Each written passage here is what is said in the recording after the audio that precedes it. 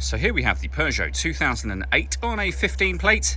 I'm going to start off by showing you around the outside of the car, and then we'll hop in and run through some controls on the inside.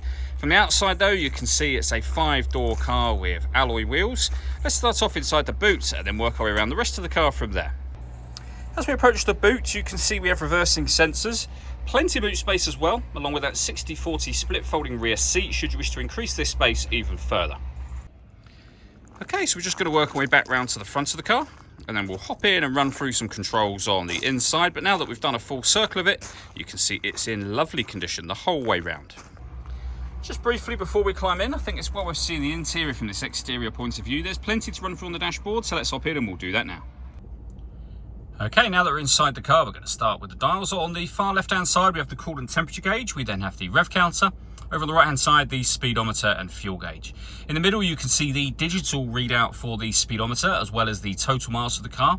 They are 57,329.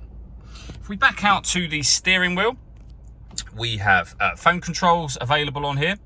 You won't be able to use those until you set the phone up to the car, and that is done over on the touchscreen in the center. You can hit the menu button to take you back to the main menu. From there, you'd hit telephone, and then you would search for devices, which we're not going to do at this moment in time.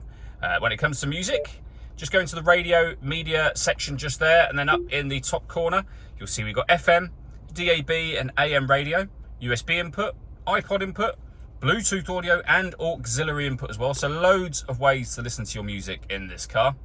And then you've got various different vehicle settings here, and driving information, fuel economy, etc. in that last one.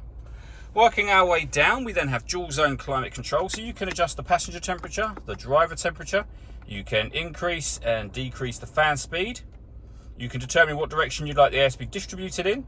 Then once you're happy with those settings, that button will turn your air conditioning on, and it's on when that light shows. Same button to turn it off again. Or you can hit auto. The car will now maintain the two temperatures that you've asked for by taking full control of the fan speed and direction of the air for you. Underneath that, we have a 12-volt charging socket, USB and auxiliary inputs for your music, and then a 5-speed manual gearbox. All that leaves me to say is thank you for taking the time to watch this video. If you'd like to come and see the car in person and have a test drive, please feel free to give us a call here at Surrey Specialist Cars. We'd love to hear from you soon.